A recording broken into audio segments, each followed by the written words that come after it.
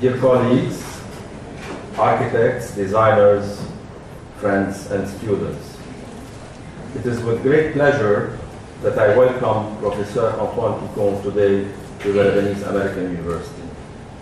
Professor Picon is a world authority in architectural history and theory. He is currently the Ware Prevost Professor of History and Technology and the Director of Research at the Harvard Graduate School of Design. Trained polyvalently as an engineer, architect, and historian, Professor Picon's original research focused on the history of architecture and technology from the 18th century to the present. His first major work, French Architects and Engineers in the Age of Enlightenment, from 1988, was a significant foray into the interrelated structures of architecture and engineering. This interest continued with his work on the evolution of the modern engineer and the role that the École des Ponts et Chaussées played in this respect. Professor Picon also examined the impact of utopian thinking in the 18th century and thereafter in his book on the Saint-Simonians of 2002, exploring this movement's seminal role in the emergence of modernity.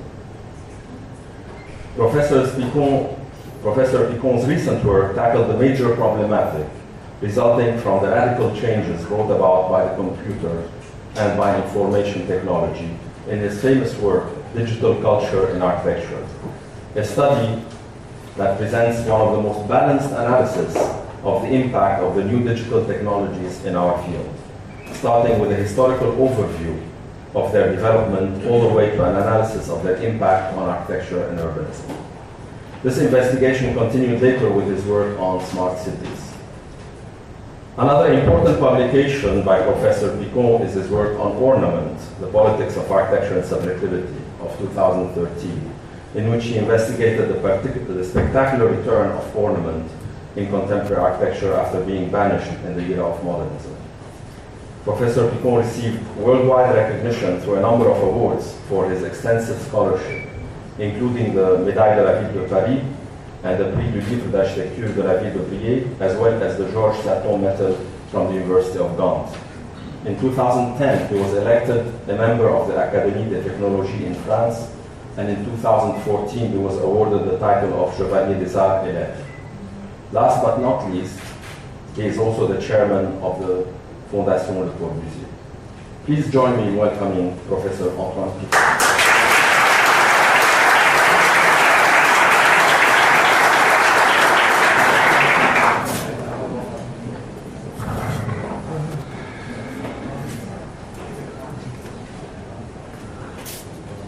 Very impressed, so bear with me.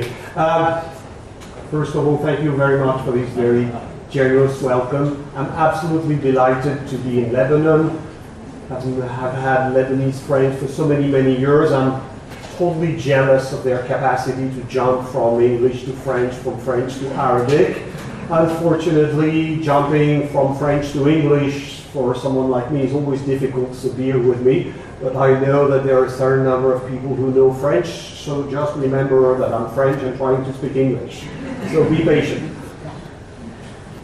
So what I'm going to present today is actually linked to my most recent book, fortunately only published in French so far, which is a reflection around the notion of materiality, what it means, etc., and trying actually to interpret the rise of digital architecture from that perspective. So it's in a way to theorize further question I've raised in the three books I've devoted to the rise of digital culture in architecture. You mentioned them. The first was about digital culture in architecture in general, the second on ornament, and the third on smart city.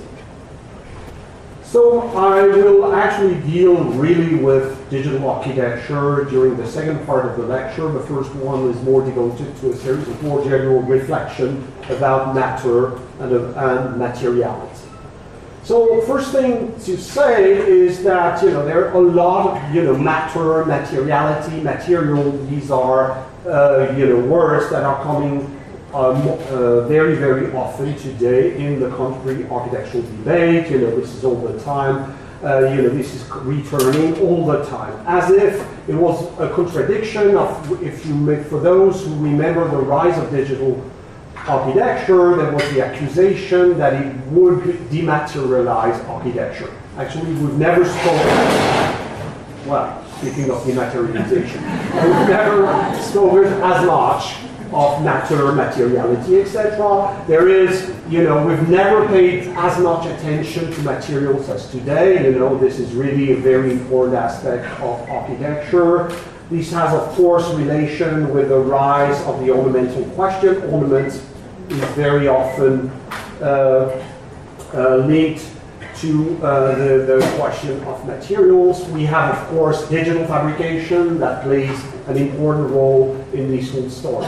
But pretty much all the issues we're discussing today involve materials, materiality. If you take sustainability, for example, we all know that it is to a large extent linked to the questions of materials. So what I'm going to do in this lecture is relatively complex itinerary, but starting with the question of matter, and trying to argue that in some ways, what is architecture about? What architects do is actually to order matter. So this is really, it will be my starting point. So what does architecture order matters? But as soon as it order matters, the question of expression comes into the foreground. So the question of expression going as far as the question of language. So the second part of this lecture will be a reflection about the relation between matter and expression. And I will argue in some ways that architecture tries to speak, but it shouldn't speak. So it's in a way always trying to try to speak, but never reaching the stage of language, precisely because matter is not language. So as you can see, it's a pretty complex argument, but please bear with me. So that will lead me to the question of animation, because what architecture tries to do is actually to animate matter. And then I will reach this question of materiality, which I define in a relatively, well, that's very dark, so now you can see. Which I define in a relatively particular way, which is to argue that materiality, which we often take as purely objective, is actually a mix of objective and subjective. It is partly, when we say that something is material, it has to do with the relation we have to the thing, that we can touch it, that it appears as tangible, etc. Which will lead them then to the idea that materiality is a kind of relation we have with the physical world, but a relation that partly defines who we are. And then, with all that, I would argue that actually what's happening with digital architecture, at the most profound level, is a mutation of the question of materiality. So in some ways, digital architecture is linked to the rise of a new relation towards the physical world, what I call a new materiality. So it's quite an itinerary, but I hope you'll be able to follow me through it. One of the aims is in some ways to try to reintegrate digital architecture within the frame of history of architecture. There's been too much of a tendency in the past 10 to 15 years to consider that there was history of architecture, and then all of a sudden we had the rise of the digital. It was a completely new story. What I try to argue is that actually the time has perhaps come to replace digital architecture within the frame of the broader frame of architectural evolution. So that's a little bit the ambition of this talk, to try to provide a few tools to do that. So I'll begin by what I've called from making to expression. First thing, if you try to explain what architects do, which is always very difficult for non-architects, very positivist way would be to say, what architects do, you have a house, you have to put in some order the bricks, the concrete, the steel, etc. And architects are the people who put in some kind of recognizable order all these stuff, all these materials. If you take even the most admirable architect, this is Le Corbusier at the Secretariat of Chandigarh, this is very much about ordering matter. So ordering matter, and of course when you order matter, you need tools. And you could say that the architectural discipline has been very much defined through the tools it has used throughout history to order matter and materials, etc., etc. So what I would like to argue is that these tools usually start with the ambition to be objective, to be practical, etc., but very quickly engage into questions which have to do with meaning, with and even symbolism. So this is a little bit what I'd like to argue in this section of the talk. So let's take one of the oldest tools used by architects, which is still used today, which is proportion. Most of the time architects know, for example, that the span of anything should be in that proportion with the thickness of the beam, etc., etc. Architects use proportion. What is quite interesting and is that proportion from the start, proportion was more something that had to do with construction at the beginning. But quickly, proportion became something that was about meaning, about even symbolism. For example, it's quite striking that in the 17th, 16th and 17th century, a lot of theorists of architecture and architects were fascinated by the idea that proportion was linked to the ultimate mystery of the universe. That actually the proportion of architecture were rooted in general laws of the universe, which explain the success of Spanish Jesuit Villalpande's speculation on the proportion of the Temple of Jerusalem. Villalpande's arguing that the architect's giving proportion to a building was actually imitating God dictating the proportion of the Temple of Jerusalem. So the idea that there is always something that leads from the most practical tools used by architects to broader question of meaning, symbols, etc. So speaking of proportion, that you find the same thing in the enduring fascination of architects for the golden ratio. That actually, if you take the proportion of order, they may have linked to more general question of harmony, cosmic rhythm, etc. Something that will remain very important until modernity. Le Corbusier, for example, was fascinated by the golden ratio, and for him it was one of the continuities he saw between ancient Greek architecture and modern architecture. That proportion actually was encompassing a kind of deep truth of the relation of the human to the universe. Another way also to understand this kind of symbolic power of proportion is to pay attention to the analogy that people saw between the proportion of architecture and the proportion of the human body. I don't know whether you still learn the 5 orders in the School of Architecture today. For the students, do you still? Okay, that's reassuring. It's not super useful if you don't have a Ionic temple to grow, but you learn something. Among other things, you should have learned that the Doric is more in analogy with a male body, the Ionic with a female body, etc., etc. And there again, we see proportion is linked to symbolism, to question of expression. So my argument is the tools architects use to order matter, they have a link to the symbolic and to questions of what I call architectural expression, which is to give meaning to these masses of material that architecture puts together. Another way to get convinced of that is to pay attention to another tool that emerged basically in the 18th century. It was mentioned at the beginning that I've done some work on engineering history. The notion of structure really emerged in the 18th century. And at first, the notion of structure is presented as something completely objective. That has to do with science, etc., etc. That it's at the threshold that the boundary of architecture. And Le Corbusier famously plays on that when he with a domino system in which he tries to imagine something that would be almost pure structure. But as Peter Eisenman has argued, actually domino is already somewhat permeated by the question of symbolism and expression. I won't enter into all the details of that. I'd like just to take another example.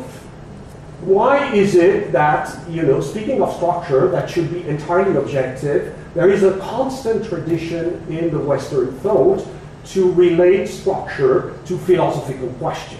For example, this is a, drawing is pretty poor, but the guy was a poet, Heinrich von Kleist, German poet, and he uses the diagram of the vault to explain actually the philosophy of Kant. And to say that, the philosophy of Kant is a little bit like the stone of a vault that should collapse, but actually their very tendency to fall is what stabilizes them.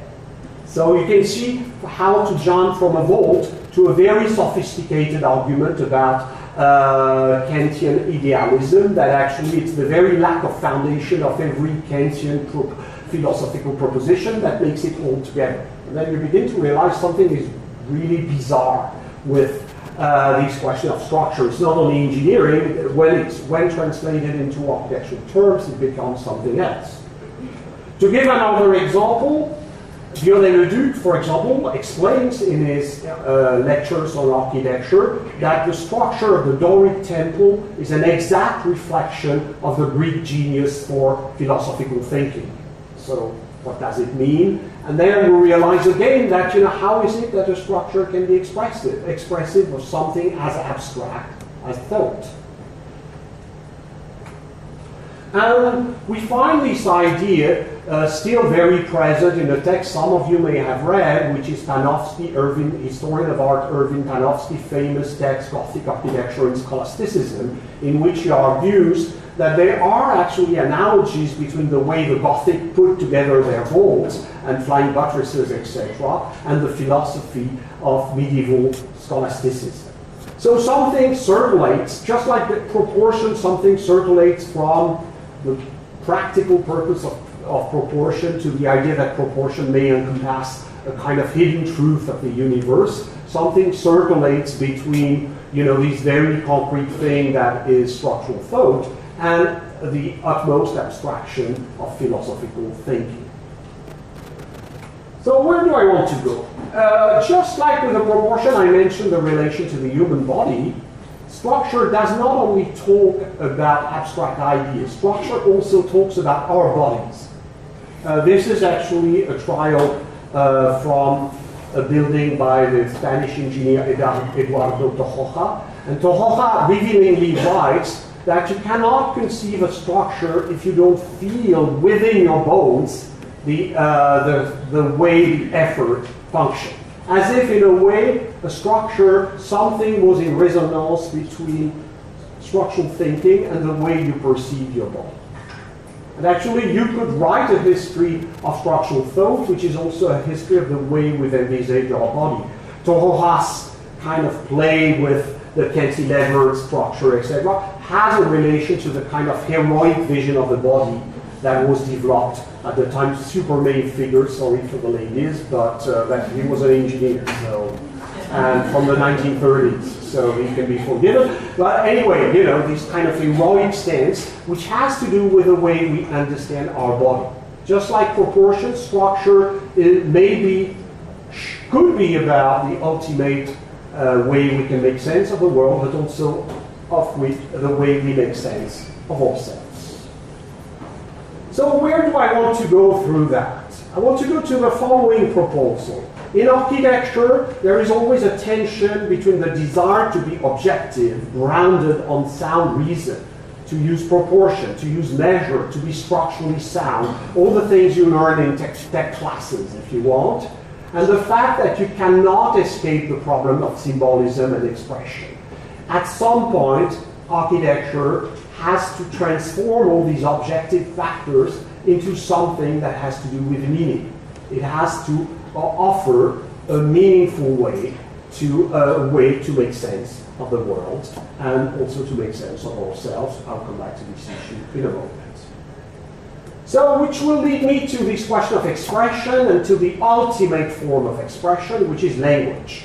You may have heard sometimes, Bruno Zevi famously wrote The Language of Modern Architecture. The temptation to consider architecture as a kind of language has been very present throughout history.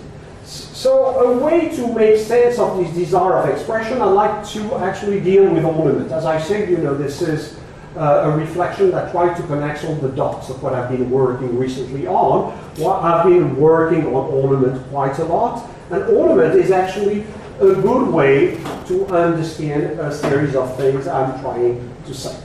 So, for a very long time, ornament was synonymous with a desire to make architecture expressive, and it's interesting, by the way, one of the very common metaphor about what ornament did was ornament was like a building acquiring like a visage, as if a building could talk to you.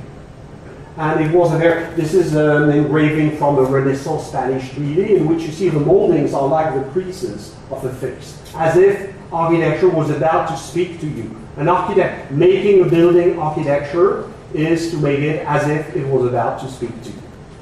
But the problem with architecture, as I hope many of you have recognized, is that if you talk too much, you may very well leave architecture for something else. So how to talk? Or try to talk, but not talk too much. If you talk too much, if you put too much ornament, for example, what begins, it's as if the facade begins a little bit to crumble.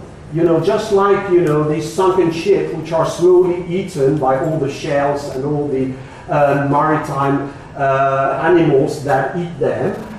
This is the Basilica in the south of Italy. This is what you shouldn't do normally if you're a proper Vitruvian architect. Of course, it's fun when you're a tourist, etc., but normally this is not what you should do. This is, and Piranesi, by the way, this is the reason why Tafuri called him the wicked architect, because Piranesi plays constantly on the threshold on which ornament is about to dissolve architectural composition. There again, if you're Piranesi, you're allowed to do that, but don't try normally. Okay? Not too much ornament, not too much of an attempt to be expressive, which is a fundamental reality of architecture. If you're not enough expressive in your building, it's not architecture. If you're too expressive, it might no longer be architecture. So you have to be in a kind of strange, complex in-between. So that is supposed to be architecture, that is to say ornament is actually serving the composition. It's a typical counter-reform church in Rome, in which you can see this is very far from that. So that was the way ornament was supposed to be. So not enough expression, not architecture, too much expression, perhaps not architecture either. So to go back to the Doric column, I don't know whether you ever thought about the difference between the Ionic column and the Caryatide. Both are in reference to the female body, but you can have 12 or 15 Ionic column, it's okay. If you have 15 Caryatide, it looks like Las Vegas. Why? Because the Caryatide is an extreme form of, hey, I'm like a female body. But it's a bit too extreme. It looks like too much like a female body. A Ionic column is, I'm about to look like a female body. It's a becoming meaningful. It's not, hey, I'm meaningful. And this is a very important aspect, which, what do I want to convey? The idea that architecture is always going towards a kind of linguistic expression. But if it speaks, it goes beyond a kind of invisible line in which architecture begins to dissolve itself.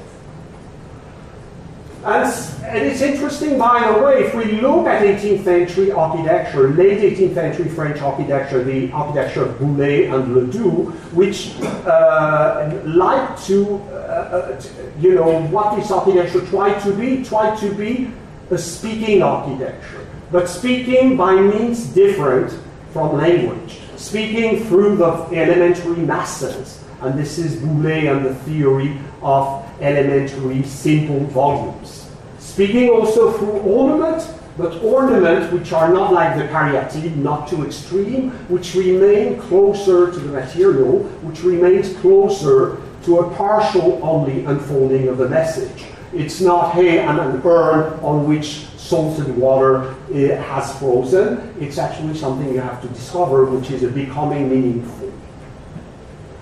So that enables, by the way, the whole LAU architecture is a meditation of what it means for architecture to become meaningful. And in LAU, for example, there is a constant theme of the passage from chaos to order, from nature to civilization, from the unspoken to the almost speakable. And here you can see this is the portico of the salt factory, and you have the rocks which haphazardly disposed, which are supposed to symbolize chaos or primitive nature, and the sleek, smooth column, which are about becoming more civilized. So let's end up by a critique of one great architect, just to have a little bit of fun. This is where Gehry has always been a kind of problematic architect, because Gehry is so much a, hey, I'm a Gehry building, I'm talking to you. It's so much about expression that it's becoming somewhat problematic. And this is why probably Mies is still a greater reference, because Mies is very much about restraint, it's very much about being expressive, but being also much more constrained in the expression. So to end up this section, if a building does that, it's problematic. It's problematic. No building should be vociferously claiming that it is a monument. It should suggest that it's a monument. It should suggest a phrase, a whatever, but not engage into it. So you might wonder, where is digital architecture in all that? You're not yet there. We're going to take a further step, talking about animation and materiality. And then we'll try to go towards the digital. So what does architecture? As you can see, I've tried really hard. What does architecture? I would say it does a number of things. The first is it tries to discipline matter. This is something we tend too much to forget. The first task of architecture is actually to impose discipline on matter. And guess what? Matter is not spontaneously completely disciplined in the architectural way. You've got to actually have tools, etc. But what is interesting, as soon as it's disciplined matter, something you would believe is purely objective, then expression comes into the foreground. And architecture becomes expressive irrepressibly, one could say. This is, of course, one of the beautiful Candela Church. It's supposed to be all about ruled surfaces, etc., but it becomes super expressive. It's probably as powerful, it's not even more powerful than a Gehry building, probably because it is so much linked to the way it's trying to discipline concrete. Now there are other times in which architecture is searching very consciously for expression, but I would say, for example, when it does draw ornament. But one of the defining feature of architectural ornament is that it remains very often close to the material. Even if you're carving this kind of mask, this is taken from an ordinary 18th century building in Paris, it remains close to matter. As if what was happening in some ways was that architecture was about animating matter, giving it something like a life, and something like a life which would make it almost about to speak. And animation, initially, is something that is about insufflating to inert matter something that resembles life. Of course, the first person to animate matter in the Bible, etc., is supposed to be God. So architects, of course, they like to think themselves as gods, but even architects can be slightly modest and think that they're not completely God, which is one of the reasons architecture cannot completely speak. Now, where do I want to go through that? As soon as you begin to think that architecture is about the animation of matter, and animation means that you can enter in a relation, that you recognize something like a life that is like yours, means that architecture is about the kind of relation we can establish with something that a priori has very little relation to us, which is inert matter. So it means that architecture animates matter so that it can almost talk to us. Still following me? Good. So where do I want to go there? To the fact that if we can enter in a relation with matter, just like cats. I've meditated a lot about cats.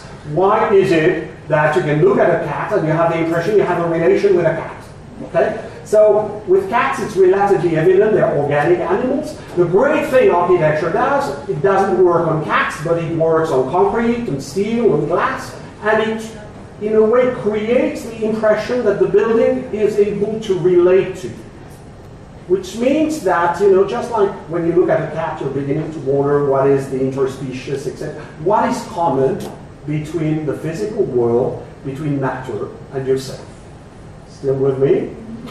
So, architecture for me, where do I want to go? Architecture may very well be a proposal about what is common, or at least what can be exchanged, circulated between us as thinking subject, as people who feel emotions, etc., have ideas, and matter that seems so far away from us. So it might be about this relation. It might be about creating a world in which matter and the human have something to say to each other.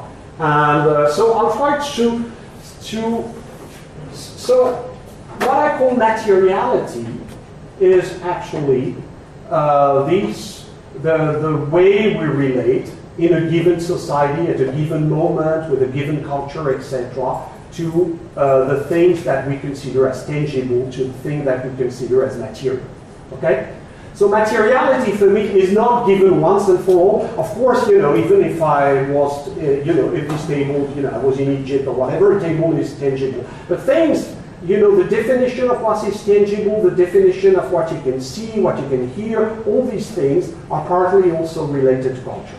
Still following me?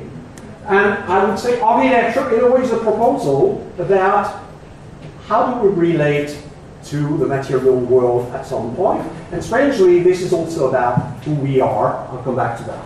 But before that, just a couple of examples to make you feel how materiality can evolve. One of my favorite examples is actually ghosts. I really like, Gothic novels or Hollywood movies. So one of my arguments is to say, ghosts, today they're relatively material. We don't think ghosts that has material as a table or whatever. In the 19th century, which was populated with people believing in spiritism, a lot of people thought you could take photographs of ghosts.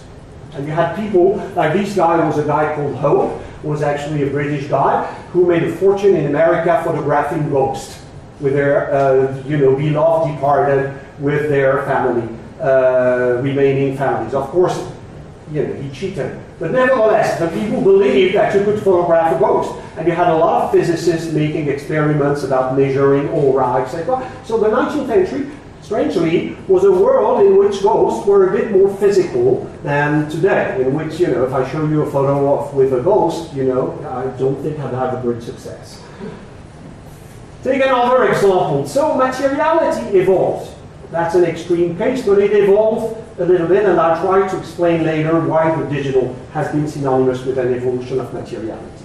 Now, let's take another example. Materiality depends also on the tools. For example, in the 19th century, we have photography. Before that, if you paint a ghost on a painting, it's not as convincing because photography is supposed to be objective.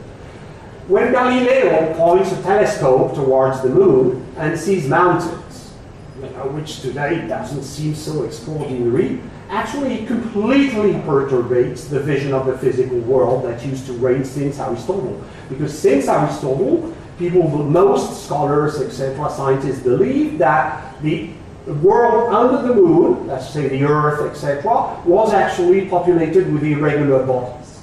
So far so good, but from the moon onwards, everything was smooth and polished and regular. So that having mountains on the moon was actually completely perturbating the laws of the universe and meant, among other things, that the same laws applied to the cosmos and to the Earth, which was not at all what Aristotelian physics was about. Aristotelian physics posited to the contrary that the same laws did not apply. For example, for Aristotle, the natural movement on the Earth was a straightforward movement. The natural movement in the skies was circular. So if you have mountains on the moon, it's the whole relation to the physical world that changes, and the moon is, after all, just a physical body like the pebbles you can find on Earth. So materiality depends a lot on our tools, on our systems of belief, on our instruments, on our science, on our philosophy, etc. And for example, the steam engine in the 19th century will change the relation to the physical world, introducing, by the way, the idea of energy. That will take another century to be completely theorized by Einstein, but clearly it changes the vision of the world. So where do I want to go on all that? So a last step, and then we'll be done, and we'll go into the digital problem. Actually, the way we relate to the physical world is partly the way we, partly linked to the way we understand ourselves. This is a famous engraving from Descartes. It's quite typical that Descartes, one of the key experiments to see what's the nature of the brain and the way we are, etc. In Cartesian philosophy, it's actually about touching an exterior body. So now, unfortunately, I was never able to find the proper picture on what follows, but one of my favorite stories, philosophical stories, is an 18th century story by a philosopher called Condillac. So far, nothing exciting. Condillac wrote a treatise on sensations. And Condillac, interestingly, is a philosopher quoted by Boulay, Ledoux, etc. So he is somebody who inspired architects. So what Condillac imagines, he imagines a funny story, which is of course a fiction. He imagines a statue that has a possibility to acquire knowledge, but has no sense at all. No seeing, no hearing, no touch, no whatsoever. And so he gives the statue successively vision, hearing, smell, etc., and touch. So you might wonder, when is the decisive moment for the statue? The decisive moment for the statue is the moment the statue is given the sense of touch. Why? Because the statue then begins to touch and discover there is an exterior world that resists her push, pull, etc. And because of that, the statues realize that she is distinct from that world. She is related but distinct. And so in some ways, what this story is about about the fact that we never relate to the physical world without, in some ways, defining who we are. Clear so far? That's the difficult trick. Okay? And that actually, to make a long story short, what does architecture? It does relate us to the exterior world in a way that tells us partly who we are. Which is why architecture is always both about the discovery of a series of masses, of light, of colors, sensation, and the discovery of oneself. Okay. So, my argument at that stage is to say, and what it does, I say animating matter, etc., is to immerse the human into a world in which it has a place. Because one of the things architecture does, is actually to create a world for humans, which is a world in which materials, in which matter is able to relate to the human and say almost welcome. A building is an arrangement of masses in which people can inhabit, which means that to make actually an inhabitable world. So in a way, what architecture does is to use diverse tricks to make matter hospitable and to make an hospitable world, to make a world in which human action have relevance. I often give, for example, take a podium, which is a very simple architectural trick. You put a couple of stairs, I ascend the stairs and I begin to talk. Even whatever I say, it gives a special relevance or whatever. It gave a special status to what I'm saying just because of the podium effect. And then you realize that actually what architecture does is to create a world in which human action have a relevance, have a meaning. Okay, so far? So one of the ways you can do that is, for example, using ornament. One of the functions of ornament for a very long time, which explains why it was so important in architecture until modernity, was about creating a scene for human action. Of course, this is the decor, the set of the Teatro Olimpico, but more generally, architecture was like a scene on which human action could acquire relevance. But there are other ways. You know, when Louis Kahn, for example, famously declared about the extra library, you know, a library, a man takes a book in the shadows and goes towards the light. You know, just going from the shadow to a light is another way to make a meaningful frame for humans. So, and then you realize that what architecture does is actually to work on materiality to create a world that is relevant for humans. Okay, so far? Everybody surviving? Sure? Good, good. So now the digital. Where do I want to go? Actually, this all started because in my first book already on digital architecture, there was a chapter on materiality, and this is actually an expansion, an expanded version of a few thoughts I was having at the time. So what sense to make of digital architecture? In order to make that clearer, actually, since there are a few twists, I'm going to show you 2 slides from the Renaissance, and then we'll jump to the digital. Just to suggest that we could rewrite the history of architecture as a history of the successive way in which we've understood the physical world and ourselves. Okay? So if you think of 5 minutes about the Renaissance, you may have remembered the Renaissance perspective, blah, blah, blah. So what is the Renaissance about? The Renaissance, the fundamental revolution of the Renaissance from which Renaissance architecture stems is, hey, the world is measurable. The world is submitted to mathematical laws, and mathematical laws that correspond to subjective vision. And this is why perspective, which is not a super practical tool, but it ensures that there is this kind of new commensurability between man and matter. A matter that is submitted to measure. And Baxano, for example, in The Eye of the Quattrocento, has written beautiful pages on that. And which, of course, has to do with the invention of the Renaissance subject, this new subject that Leonardo and so many others depicts. So, okay, let's leave the Renaissance now. Digital. So the digital, when the digital appears, it was all about the fascination of the new, smooth, cool forms that the digital enabled to produce. Not only on paper or on digital screens, but actually in reality. And Zaha and others have accustomed us to a lot of this stuff. So no need to say that this is, of course, fantastic, blah, blah, blah. But I would like to suggest that there is probably something deeper going on in the relation between architecture, computer culture, and digital culture in general. And for that, it's interesting to reflect a few seconds about the status of the computer. When the computer appeared, and as its name suggests in English, the computer was a computing machine. It was basically the ENIAC, which was the first electronic computer made in the US, was about making calculation for bombing, etc., by the US Army and US Air Force. So, computing. Very quickly, the computer became about reason. And this was the beginning of cybernetics, later to become artificial intelligence, etc. Computers are about thinking, about modeling thinking, thinking more powerfully, etc., etc. Third moment, and of course these moments are not exclusive one of another, they've added up, is what has happened in the past 20 years.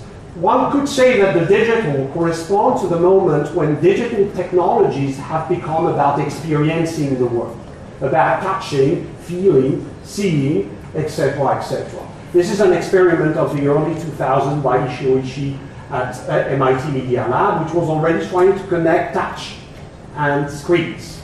And as you know, this has gone much further today.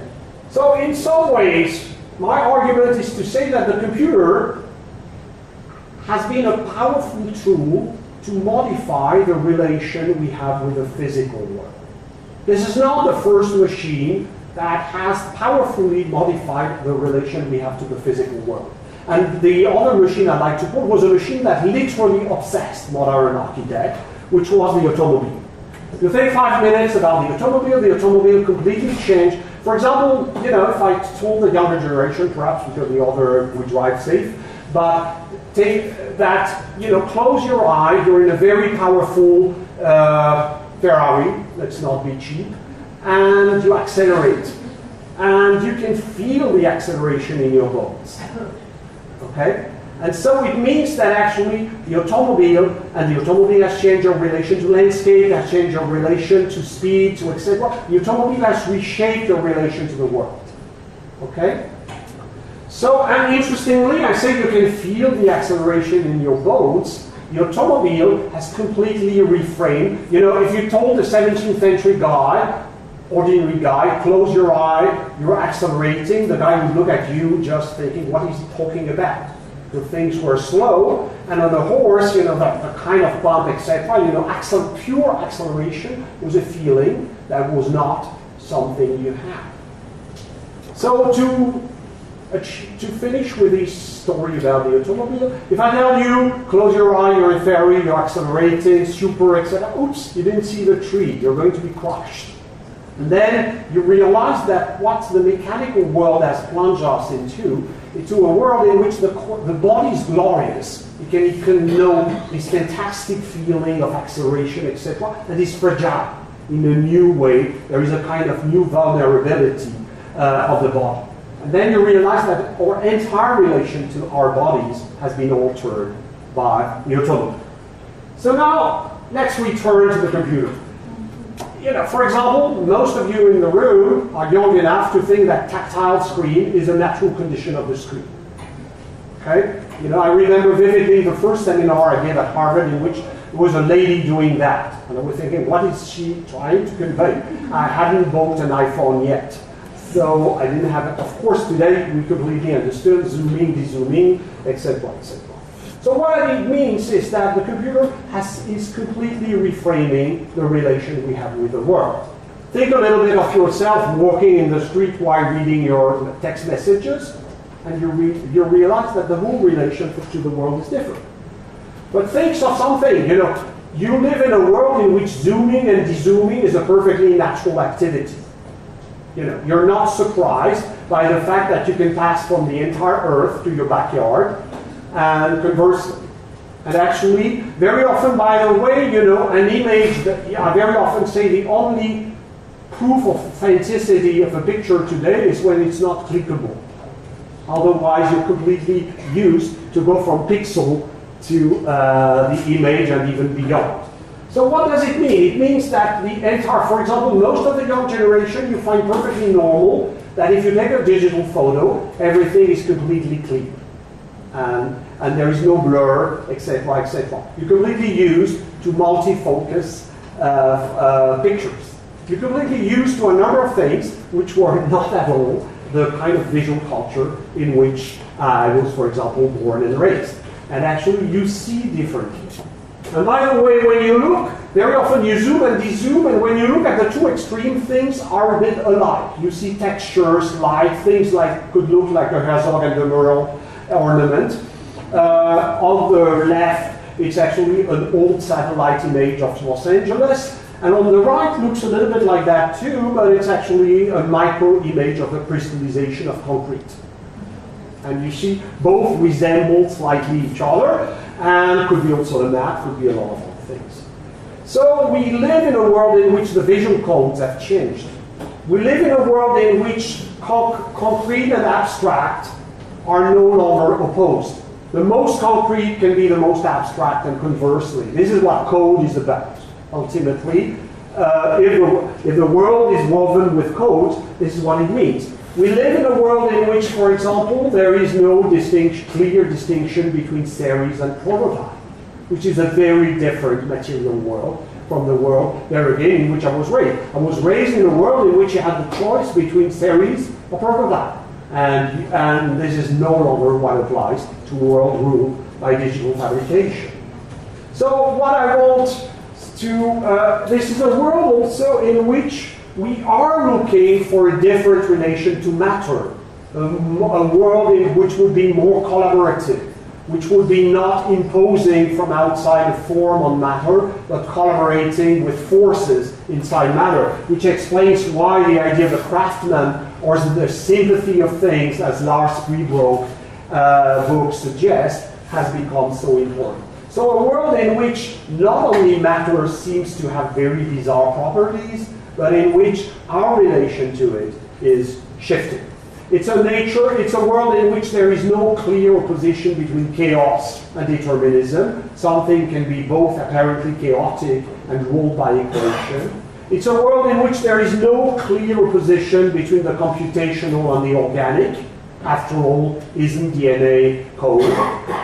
This is, the kind of thing you get with an Linear algorithm. So a world that has a lot of strange properties. Speaking of properties, a property that fascinates so many digital designers is emergence. That it's a world in which matter can create spontaneously order, in which design might be linked to the possibility to harness order. So, and this is where notion like material computing comes into the foreplay. The idea that, what we have to develop is a new attitude in which thinking materially about things and thinking about computation are actually merging. This is what people like Akin Menges in Germany or Jenny Sabin in the US are working on. So my argument is to say this new world, this is partly what digital architecture has been exploring in the past decade. Beyond the formalism, beyond etc., it has been an exploration of the strange contour of this new material world that is linked to the rise of digital culture, which was why my first book was titled Digital Culture in Architecture, was really the idea that architecture was, of course, doing formal experiment, whatever, but it was about exploring this new world linked to the rise, material world linked to the rise of the digital. Which means, if you follow what I said before about materiality, that we are becoming different. We are no longer the Renaissance ideal subject. We are no longer the heroic subject of modernity. We're something different. We live partially outside our body, which is a theme that has been explored by artists through network, through digital connection, etc. We live partially outside of ourselves. This is the Australian artist SArD, and it has been a constant theme of SArD for the past 20 years, what it means in a way to have a kind of electronic, a physical and an electronic body. What it means to be a cyborg, which means basically, not necessarily be full of, be like Terminator, but being in close connection, almost seamlessly in relation with technology, which is what we've become in some ways. Or even more puzzling, what it means to be a kind of distributed subjectivity. You may wonder what this is. This is actually the Facebook network of a Somali teenager. So when you think of Somali, you don't necessarily think Facebook for teenagers, but actually even in Somalia, which has its problems, etc., you have this kind of super connected distributed identity, which is part of what we've become. We've become partially distributed in myriads of networks, connection, etc. But strangely, this was a theme of my book on ornament, this is also the age of tattoos. Who's tattooed among you? I don't do tattoo probably. There are a few, far less, if I asked in France and the US, 1/3. And there again, my generation, barely one in a corner, saying, sorry, got it, I was a bit drunk. But if you think what it means to be tattooed, it's actually reasserting your body in a different way. Of course I'm distributed, but I'm also in this body which I fully inhabit, which is mine. And although I'm pouring through all these networks, I'm actually still myself in my body. So you realize that actually this mutation of architecture is linked to a much broader evolution. What I call an evolution in materiality, it is about discovering a different relation to a physical world, a different matter, a matter that has different properties than those that we attributed to it a long time ago, but also we are different, and it's trying to understand who we are. If you think about what it means to inhabit, and the specificity of architecture, it's among the design disciplines, it's the design disciplines that makes inhabitable objects. And to inhabit, it's actually to have a relation with matter that tell us something about the way you can relate to matter, what you think about the material world, but also the way you understand yourself. And it's true that, if you look at digital architecture, it's not only about spectacular form, or, whatever, it's a Hani Rashid thing. It's about a lot of other things. It's about a lot of other things. It's about, new sensations, new way to understand interiority. It's also about the question, what it means to live in things that looks a little bit like home for cyborgs, and all these questions. What it means, and speaking of the material, I did mention the most important aspect of materiality today, which is that basically the physical and the digital are more and more hybridized. That actually we live in an expanded reality in which atoms and bits are becoming inseparable. So how should we design for a world of atoms and bits? There was a proposal by Sensible Lab a few years ago. How do we design in this new hybrid material reality is a question. So I'm almost nearing the end because I'm a disciplined guy, so I think you've had enough, so don't worry. We're reaching the last curve, which is to return to what is this all about? Making a human world. As once again, taking very seriously this idea that architecture is an art that allows us to inhabit the world. To inhabit the world means that we have to find a way to relate to matter, materials, etc. And this is what I call materiality. It's a world in which that creates opportunities for humans. And actually, I think materiality is ultimately about creating opportunities of encounters for humans. And this is very much what architecture is. And materiality, for me, is the way architecture is a proposal about how do we inhabit the world, how do we actually make a human world, that is to say, a world in which humans have naturally a place, is actually a fundamental question. And this is probably the most fundamental way architecture has agency. So just to finish, so that was just about the crazy ornament. Just to finish, and of course the link to ornaments. To finish, I would like just to concentrate on two pictures. The previous one were nice, I know, but and a bit extreme. But let's leave ornament as for now. We've had enough of it.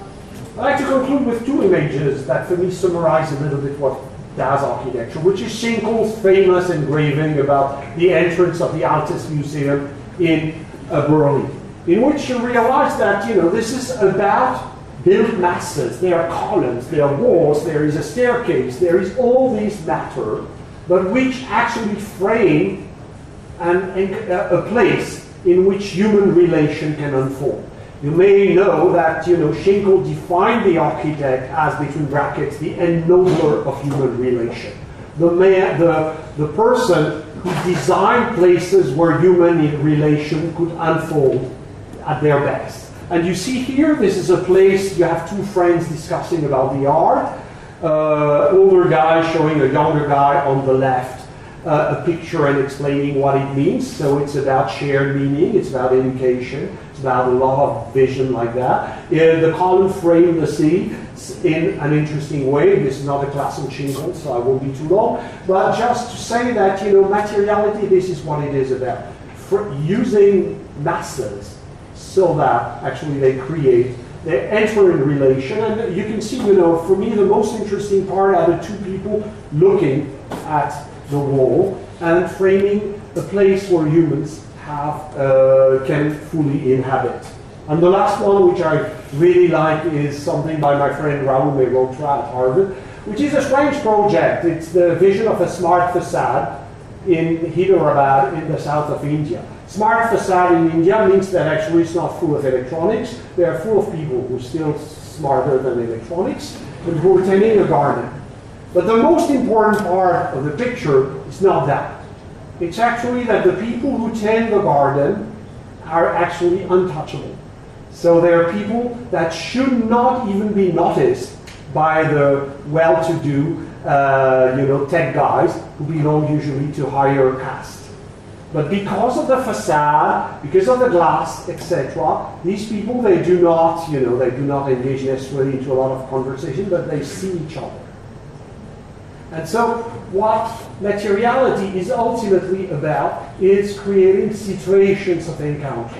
Situations in which human relation, so this enabler of human relation, this is what architecture for me is about. So I've taken this long detour because, you know, if you look at this building, there is glass, there is steel, there are a lot of other things, but ultimately this is about empowering human relation, and this is what materiality for me is about, and this is what the digital by the end is proposing, new types of relation for new type of humans, the new types of human that we become. Thank you very much.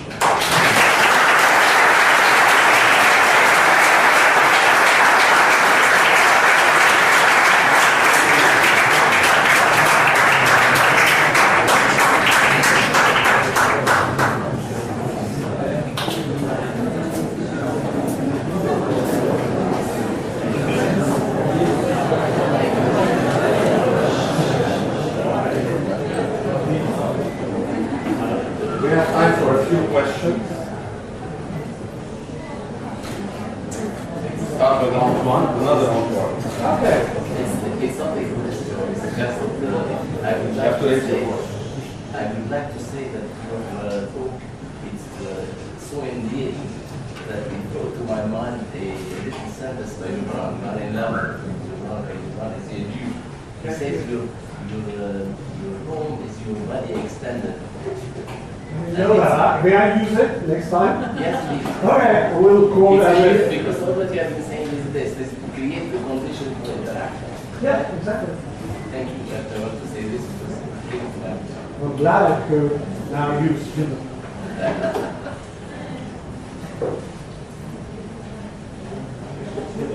The lady first.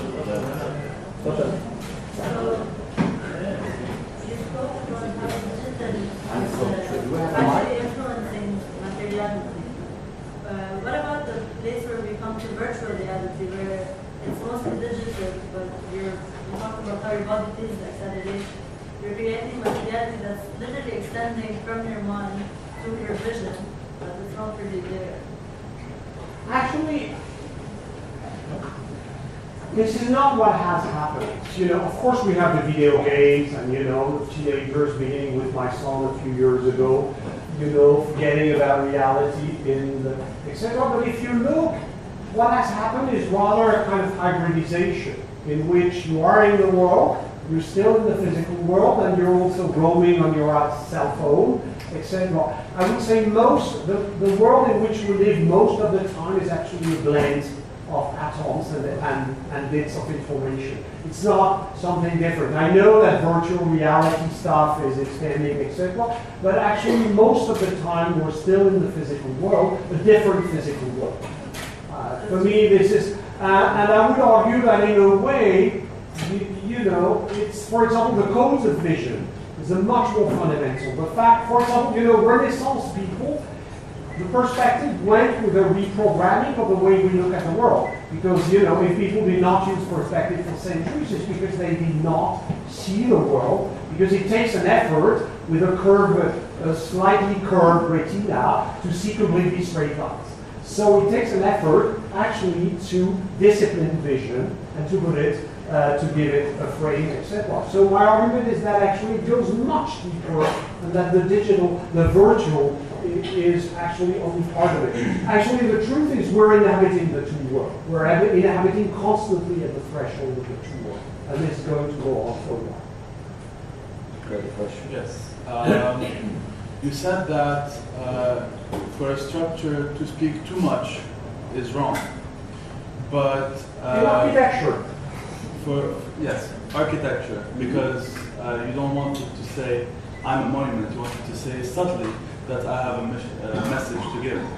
But ultimately, architecture is a form of art, and art is the expression through material. Mm-hmm. That's pretty much what I said. Yes. Yes, but in order to express effectively what you want to say, you want to say it blatantly. You cannot say it in a subtle way, or else your message will not go through. Let me answer that, because actually, you know, architecture has one thing for it. You know, architecture, you know, if you speak really, you better become a writer. You know, in case, for those who really want to speak, become writer. This is, I think architecture has the power of masses, which is the unique, another unique power of architecture is that actually it's super heavy. It's literally, there is gravitas in the Latin sense. That's to say there is gravity, etc. That's a lot. Which is another reason architecture shouldn't be too vocal, because actually architecture is already so massive.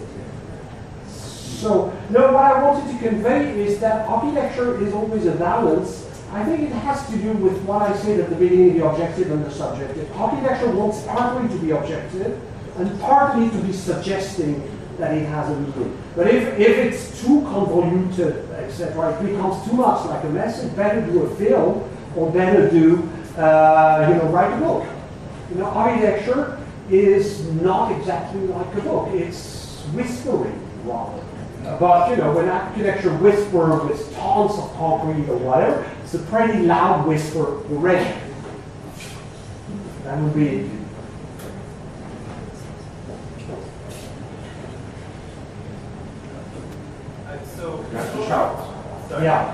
You spoke of the kind of re-emergence of ornament in visual architecture, where 100 years ago something that was to be avoided because it kind of degraded from the quality of the architecture because there's always something in your way.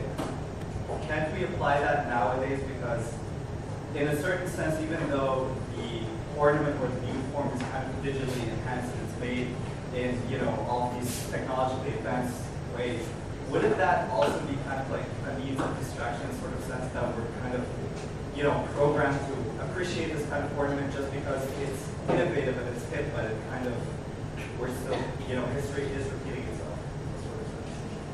History never repeats itself. Sad truth, historians shouldn't tell the public because, why study history? But actually study history to get a sense of change.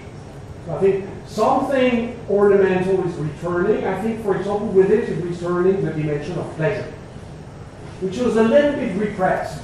Because, there was the idea inherited from the moderns that we have to be serious. Le Corbusier, he played a little bit on that already. But the sheer pleasure. So there is that. There is also a kind of new relation between the building and the subject. This is one of the, which is why I gave the subtitle to my book on ornamenting politics and subjectivity. So there are things, I do think ornament is in many respects quite different today, because first of all, it's much more linked to the texturing of fabric than traditional ornaments. So it's not figurative, for example, like traditional 19th century ornaments were very often, etc. I think, the question of graffiti in architecture is a very fundamental question. That's to say, there is always something in architecture that appears as added to construction. And which is why ornament was for such a long time so emblematic on architecture. Just like you had the ornament, you added something, a kind of architectural quality. So I think the great illusion is always to believe that you can be completely inherently architectural. Actually, architecture is always something gained at the margin of all these masses of materials.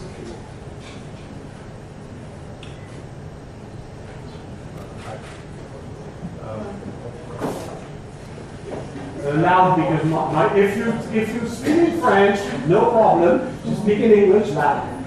All right. I want to take your intake mostly about the imagination of materiality and digital versus, for example, analog. For example, when you show today or Lebanese's drawings, the imagination of their materiality is much more about their relationship with the paper when they draw, in contrast with the much more different experimentation that we can do today with the digital medium that we have. So how can the imagination of the materiality in terms of digital experimentation be different than a relationship with the hand stroke on the drawing? Well, that's a really good question, a long story. The complete demonstration, which takes 3 hours, which of course you would have loved, but I don't think it's, I think 1 hour is just enough. Go through questions like scale, for example. I think what's happening today also is that we need to redefine categories like scale. Traditional drawing and traditional architecture, there was a kind of natural scale of architecture. I think today what's happening with the digital is that we need actually to redefine what we call skill. We need to redefine a number of fundamental categories of architecture. Now you spoke about imagination, a word which I did not use, but actually I would fully endorse. I think part of materiality is always images. Because we live in a world in which we, maybe neo-Kantian, but the real world, we don't know what it is. What we know, what we experience, is what we understand from our experience. So architecture is always partially imagined. Not completely, however. One of the things that interests me in materiality is that part of it you can touch. Part of it you imagine. I think the possibility of architecture is linked to the fact that you can never touch a material without imagining something. So we work on that. I would say, for example, take the digital, the kind of high sensitivity we have to texture. Something relatively new. The only way, if you like analogies in the past, which are just barely analogies, take the sensitivity of the Romans to marble. A Roman architect who had a knowledge of marble, we've completely lost. They knew every kind of marble, the veins, etc. I think with screens, we're recapturing something like that, for example. Also, we have another sensitivity to geometry, for example, the morphing. The fact that the barometrics, etc., enables you variation, and the kind of sensitivity to variation, which is what Ravelin a long time ago tried to express with animate form. I think, for example, also, the fact that form now is actually always slightly variational. It could be slightly different, etc. Completely changes the perception of volumes, etc. So that would be my answer. Now this is always partly imagination, but you take the computer, actually what you see on the screen is always, as you know, neurosciences, one of the interesting things they say is when we see something, two-thirds of it is something we imagine, remember, or whatever. You never see something purely. You always partially reconstruct it. On this note, I would like to thank you and conclude this interesting lecture. Thank you very much.